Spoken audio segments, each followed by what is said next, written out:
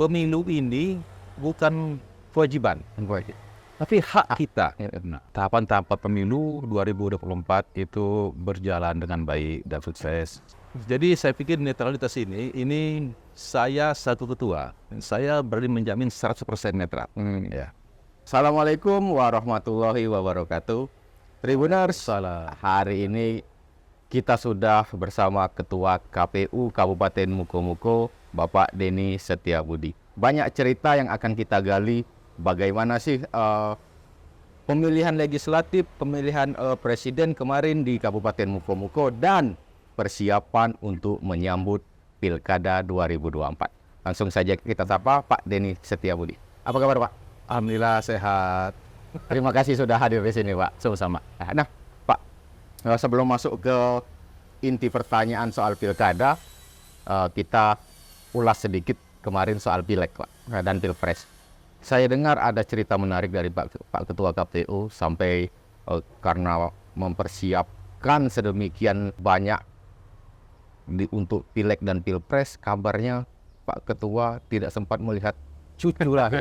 Gimana itu ceritanya Pak?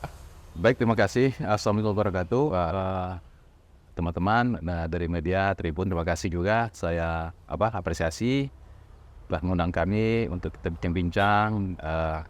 Mungkin ini bagian dari edukasi kita untuk masyarakat. Saya sebelum pemilu itu anak saya itu nelfon saya. Ayah, mungkin saya tanggal 24 mau operasi. Iya, Februari. Ya nak, mungkin insya Allah kalau 2014 ayah bisa melihat. Tanggal 13 itu saya iseng-iseng, saya nelpon dia malam. Katanya dia lagi di rumah sakit. Ngapa? Katanya nggak tahu, nggak enak kan. Saya tidur, saya bangun jam 2 malam, saya lihat ternyata dia sudah melahirkan. Padahal momen ini kan momen yang saya tunggu.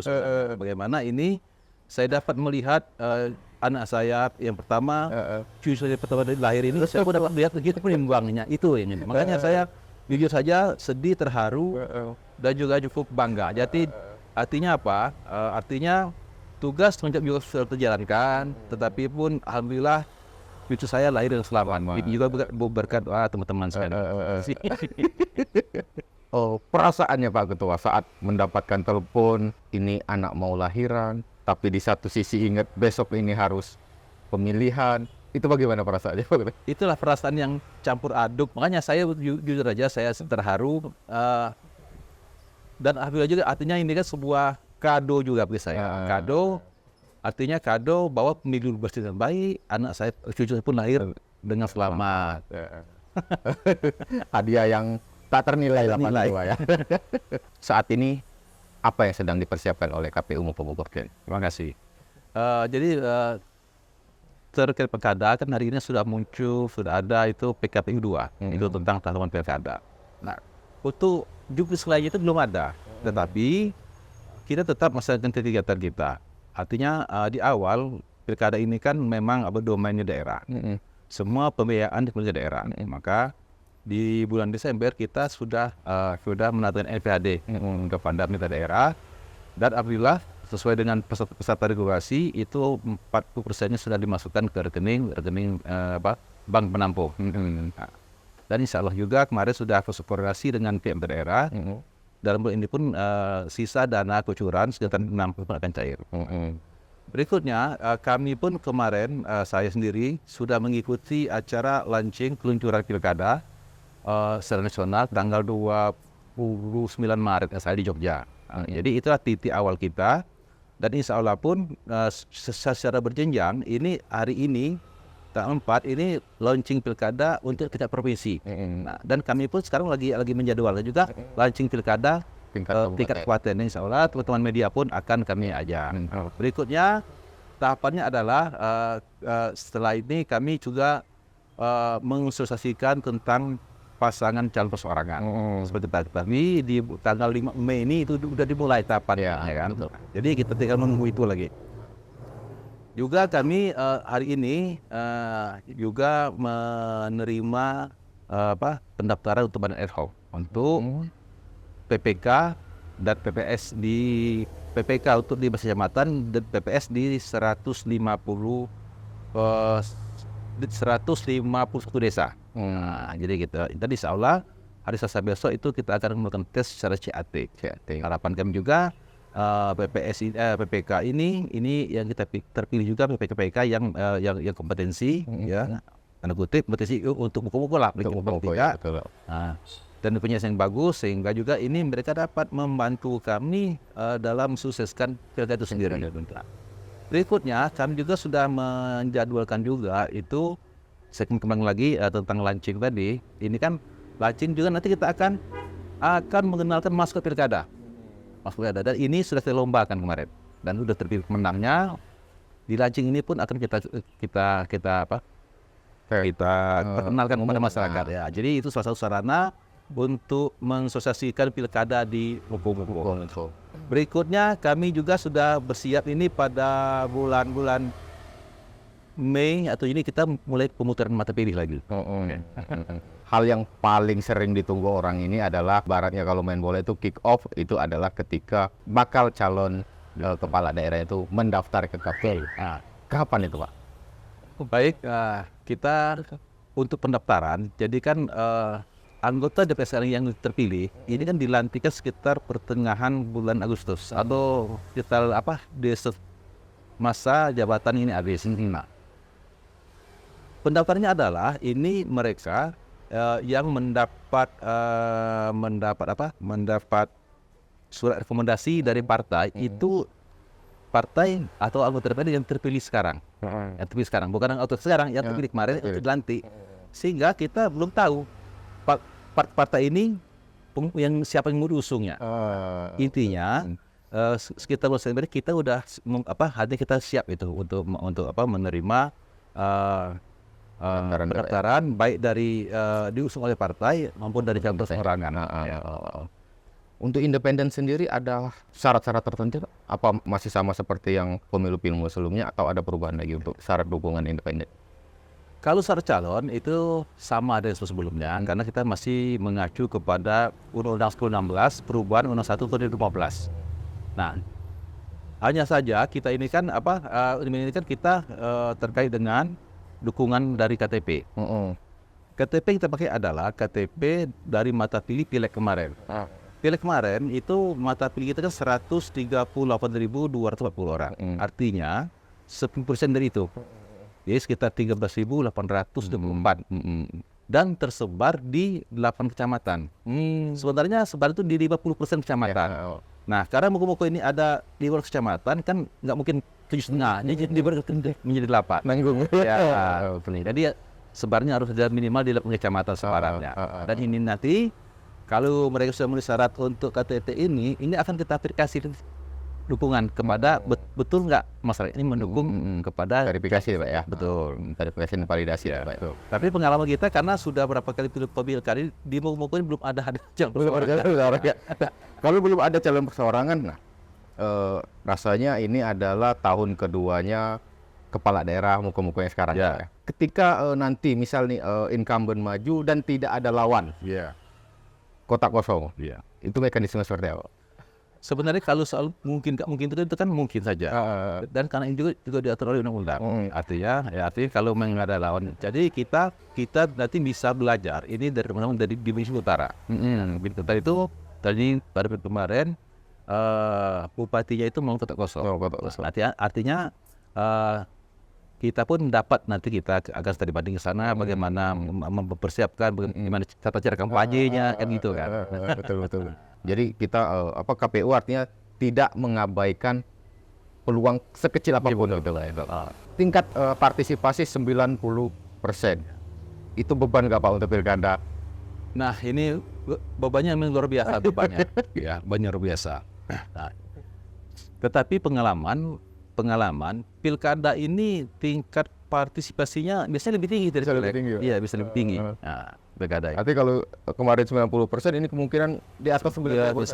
Bisa jadi. Dia lebih tinggi biasanya pilkada. Karena masyarakat ini kan boleh katakan pilkada ini kan jujur saja mereka ini sebenarnya punya pertama melihat visi misi calon sendiri. Berikutnya mungkin juga dia melihat kompetensi kebetulan sendiri. Ya mungkin juga mereka juga punya jagoan sendiri.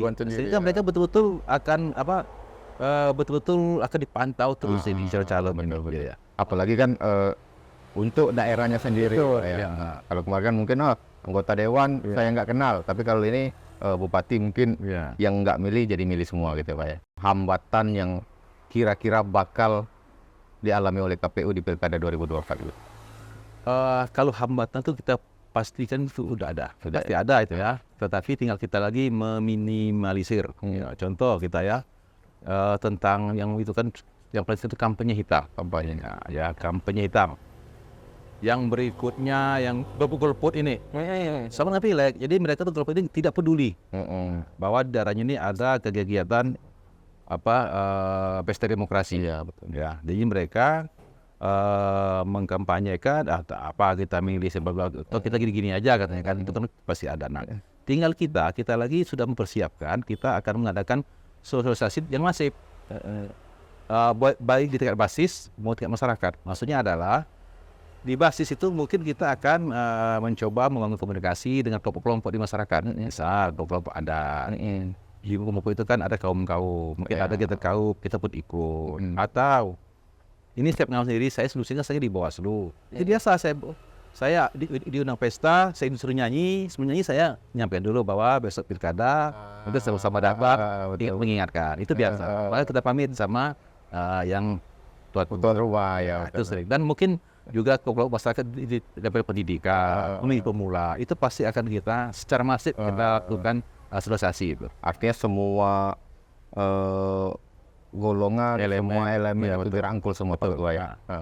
Nah, kalau dari sisi demografi, muko-muko, mungkin ada wilayah yang sulit masuk logistik segala seperti yang terjadi di Pilpres kemarin. Apa yang terjadi di muko-muko? Oke, baik. Jadi saya ulas sedikit. Main muko-muko ini sedikit unik kabupatennya. Uniknya apa? Pertama, kabupaten ini memanjang ke pantai. Berikutnya daerah perkebunan sawit yang paling banyak, paling luas di Bengkulu. Betul. Termasuk pabrik paling banyak. Muko-muko ada 15 kecamatan, ada 151 desa kelurahan. Dengan penduduk hari ini itu hampir mencapai 200.000. Ya, mungkin udah lebih mungkin. Nah, makanya nanti kita akan melakukan pemotongan lebih lagi. Ada satu kecamatan, tadi saya disebut lagi, itu kecamatan Malindeman. Jaraknya dari Muko-muko kurang lebih itu sekitar 3 jam. 3 jam darat. Ya, dari Muko-muko. Nah, dari sampai Malindeman itu juga ada beberapa desa, itu juga nyampe 1-2 jam lagi. Artinya kita membutuhkan persiapan khusus. Misalnya kita menggunakan kendaraan roda 2 yang ada rantai, atau mobil roda 4 yang double kabin, yang itu kan.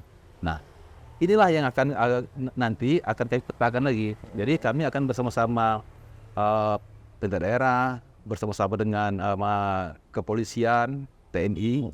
Kami akan membuat namanya daerah yang daerah sulit itu. 3T itu ya. Iya betul. Tapi kemarin aman semua. Insya Allah aman. Bagaimana sih partisipasi anak-anak mudanya di sana, Pak? Ya. Jadi dalam pileg kemarin kami ada beberapa kegiatan kami itu terutama go to kampus. Jadi kami ada memutar film. Jadi kampus pesantren. Jadi di Bengkulu ada satu kampus tertinggi agama Islam dan beberapa pesantren dan sekolah. Kami memutar film. Film itu ya tentang pemilu untuk mengajak. Artinya mungkin salah satu yang membuat partisipasi menjadi 90% ini tadi, ini juga karena kita bisa masif di tingkat pemula tadi, ya. Juga kita ada berbagai kegiatan, ya kan? Kegiatan di luar pemula, kita melakukan juga sosialisasi melalui medsos. Jadi bagaimana kita menyampaikan bahwa pemilu ini bukan kewajiban, tapi hak kita. Hak ini kan sayang kalau nggak digunakan. Iya betul. Karena nggak tiap hari bisa digunakan. Hanya 5 tahun sekali bisa digunakan. Nah kalau kita sia-siakan itu kan sangat sayang sekali. Gitu. Bagaimana sih netralitas KPU Kabupaten Muko-muko di Pilkada 2024 ini, Pak Tuh? Jadi saya pikir netralitas ini saya satu ketua, saya berani menjamin 100% netral. Ya. mungkin masyarakat atau teman-teman dia menanya, di mana indikatornya? Ya. Pertama, minimal sekali tingkat laporan masyarakat. Artinya kalau ketika kan itu ada melapor ke Bawaslu. Ini pun memang ada laporan di Bawaslu ke Pak. Tapi bukan masalah netralitas, tapi mungkin masalah administrasi yang mungkin kami dianggap lalai. Hilaf lah payah. Ya.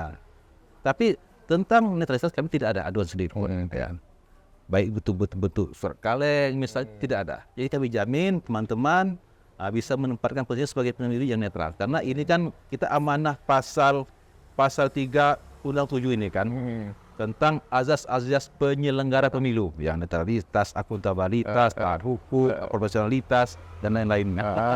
Itu Tribuners, jadi KPU Muko-Muko 100% netral gitu. Nah, Pak Ketua, soal netral ini kan artinya melekat juga ke dalam diri Pak Ketua sebagai Ketua KPU. Ada nggak sih kehidupan pribadi yang akhirnya tidak bisa dilakukan sejak jadi Ketua KPU? Ada. Jadi itu benar terjadi pribadi, sempat terjadi. Makanya jujur ini banyak, tentu juga banyak sih. Ada beberapa peserta pemilu, baik itu pengurus parpol, baik itu caleg sendiri, itu yang ingin menemui saya di rumah. Ini saya selalu hindari. Jadi saya bilang saya ini punya waktu 24 jam, tetapi di kantor. Dan ada beberapa yang ke kantor menurut saya. Artinya di kantor pun ini kan legal. Artinya apa yang saya bicarakan ya terkait dengan posisi saya sebagai penyelenggara dan mereka pun mungkin berkonsultasi. Tetapi sebelum pembicaraan dimulai, biasanya saya sampaikan saya tidak akan berbicara tentang misalnya kan bagaimana penggelembungan, bagaimana tetapi hak-hak parpol yang kira-kira perlu kami sampaikan. Seperti apa hak parpol, hak caleg seperti apa. Tapi kalau di luar itu mohon maaf tidak saya layani. Ya, makanya saya jujur aja, siapapun menelpon saya minta pastikan mau apa. Di kantor aja malam jam 10 malam tidak masalah. Makanya saya sering sekali di kantor itu pulang sampai jam 12 malam. Kalau ada orang menelpon, mau ini ketemu di kantor saja. Jadi kita lebih enak. Jadi tidak ada praprasangka dari pihak luar sama kita. Dari keluarga Pak Ketua sendiri ada kekhawatiran Pak sejak mungkin sejak Pak Ketua di Bawaslu sampai hari ini Ketua KPU, keluarga khawatir dengan keselamatan Pak Ketua? Kalau kekhawatiran pasti ada kekhawatiran, ya kekhawatiran pasti ada. Jadi 10 sampaikan ya. Anak saya ini polwan, ya polisi, menantu saya juga polisi. Dia sudah menyampaikan ayah nanti gini-gini. Tapi saya pun meyakinkan bahwa saya melaksanakan tanggung jawab, melaksanakan amanah. Ya, insya Allah kalau saya laksanakan dengan baik, saya tidak nego-nego, insya Allah saya tidak ada apa-apa. Berikutnya, kami juga mengucapkan terima kasih kepada pihak kepolisian, terutama Polres Muko-Muko, di mana Polres juga menyiapkan pengamanan bagi kami 5 orang anggota KPU Muko itu dalam 24 jam. Sehingga Polres menjamin bahwa keamanan penyelenggara di Muko itu pengunjuk Polres dan kami jamin keamanannya. Makanya kami pun menjadi rasa takut ada, tapi tidak begitu mau mengantui takut itu. Dan kami pun bisa menjalankan proses tahapan itu dengan baik. Artinya bekerja tetap ya seperti biasa itu ya. Nah, untuk menjadi orang yang bisa mengemban amanah yang begitu besar, tentu ini tidak terjadinya hari itu saja Pak Ketua. Boleh cerita sedikit latar belakang Pak Ketua dari zaman mahasiswa sampai hari ini, dan prinsip hidup yang Pak Ketua pegang sampai hari ini itu apa sih? Asih. Mungkin saya ini mungkin agak unik saya. Saya ini kan saya ini dari sekolah, dari SMA, saya ini hobi berpetualang. Saya besar di dunia cinta alam. Saya hobi naik gunung, saya hobi berkemah. Sampai SMA, sampai kuliah pun saya masih itu bergulat. Tapi lebih berkembang lagi. Saya boleh mencintai kegiatan lingkungan hidup. Ya, mencintai hidup, saya membuat organisasi lingkungan hidup. Karena saya aktif di dunia NGO hidup, saya tuh sering di kuliah itu diundang NGO dari luar ke Jakarta, ke Jawa, ke Medan, itu untuk terutama untuk ini, terutama ada di NGO berlah internasional itu tentang burung. Pernah juga saya di Gajah di Lampung sampai saya tamat. Nah, mungkin karena saya banyak ini, saya pun ditawari kerja di WWF. WWF. WWF saya tahun 95 saya kerja di WWF Riau di Rengat. Itu kawasan konservasi Bukit 30 Riau Jambi. Ya. Jadi di sana saya lama, saya fasilitator, saya mendampingi kehidupan suku Talang Mama, suku Kubu. Jadi saya sedikit tahu itu. Juga sambil melakukan sering mendampingi peneliti asing atau lokal ke zona-zona Bukit 30 itu, Taman Nasional. Nah, dari sana saya juga lama bekerja di dunia pemberayaan. Saya pernah jadi konsultan di program BRDP, PPSP, program dana desa, saya konsultan di program P2 SEDT, pisau, itu banyak sekali. Pernah ada di school program. Nah, ketika saya menjadi konsultan program PPSP di Mukomuko, itu program habis, ada kegiatan rekrutan Panwaslu tahun 2015. Saya mendaftar. Ya, mungkin pengalaman saya sering berhadapan dengan masyarakat, mungkin sering membawa ke masyarakat, mungkin itu menjadi modal awal saya bisa bergabung di penyelenggara ini. Dan alhamdulillah dari 2015 masih Panwaslu, kemudian 2017 Panwaslu berubah menjadi Bawaslu, dan alhamdulillah saya dapat melewati tahap-tahap tersebut. Juga kemarin dari Bawaslu pun saya mencoba lagi mungkin pindah kamar lah dari Bawaslu ke KPU. Alhamdulillah juga masih dikasih amanah mengemban. Karena saya berprinsip ini saya terakhir jadi penyelenggara. Mungkin setelah ini saya udah tidak lagi jadi penyelenggara. Mungkin bila teman-teman ada adik yang mudah-mudahan. Betul. Terkait prinsip hidup saya dari ini pun saya sampaikan kepada teman-teman, keluarga saya, kepada teman staf KPU. Rezeki kita ada di orang. Maka kita harus baik-baik sama orang. Ketika orang punya rezeki, pasti dia ingat sama kita. Itu aja, terima kasih. Luar biasa sekali. Tapi ada satu yang harus Pak Ketua sampaikan kepada khususnya warga Kabupaten Mukomuko terkait Pilkada 2024 ini.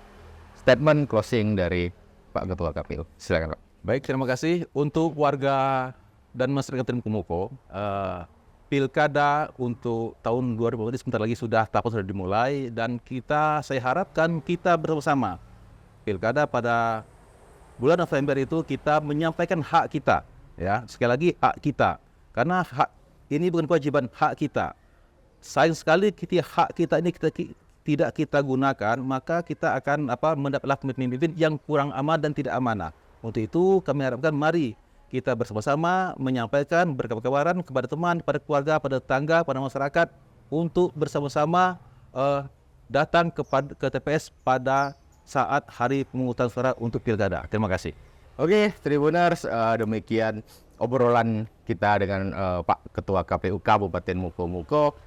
Dan jika masih ada pertanyaan ataupun saran ataupun kritik, KPU Mukomuko ini sangat memberikan akses yang tidak terbatas melalui media sosial maupun kalau yang berada di Kabupaten Mukomuko bisa datang ke kantor, Pak, ya? Bisa, kantor. Jadi seperti yang statement Pak Ketua tadi bahwa KPU Kabupaten Mukomuko 100% netral. Demikian perbincangan kita hari ini dalam program Mata Lokal Memilih. Ikuti terus berita-berita politik lokal hanya di tribunbengkulu.com. Wassalamualaikum warahmatullahi wabarakatuh. Waalaikumsalam warahmatullahi wabarakatuh. Terima kasih, Pak Ketua. Download Tribun X sekarang. Menghadirkan lokal menjadi Indonesia.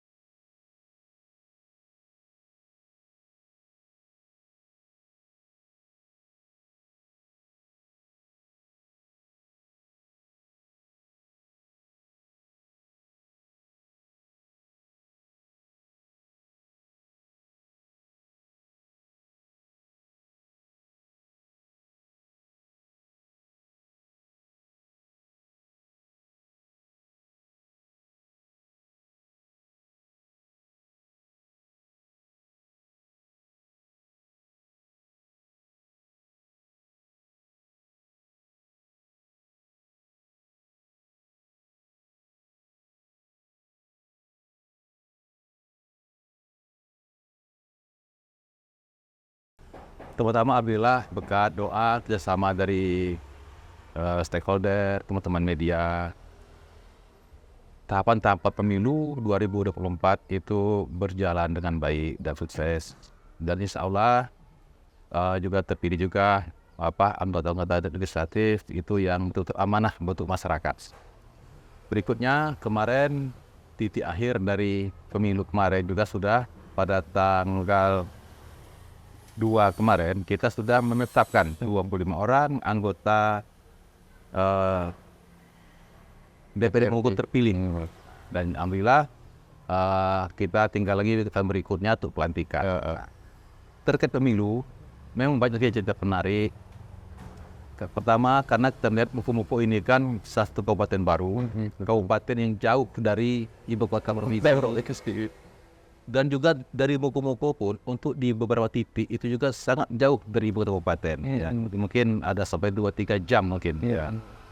Nah, dari titik rawan tersebut kita lihat itu ada titik rawan itu ada di 10 desa yang tersebar di 2 kecamatan.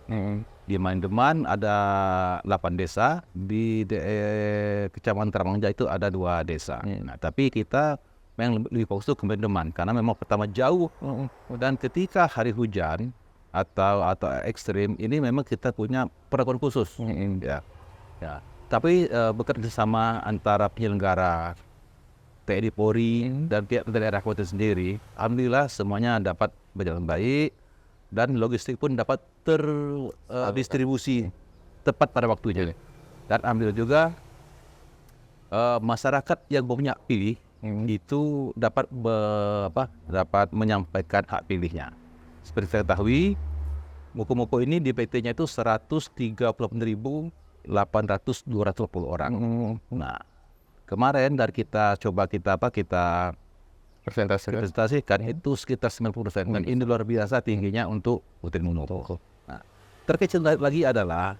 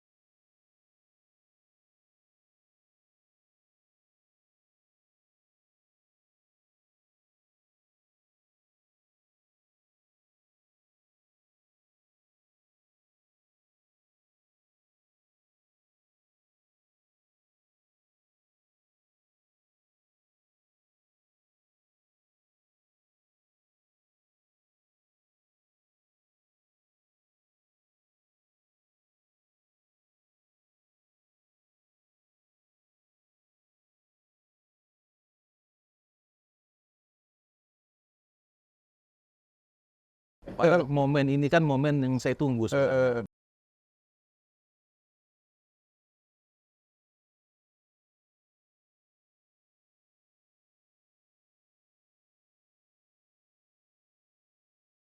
Itu ada titik rawan itu ada di 10 desa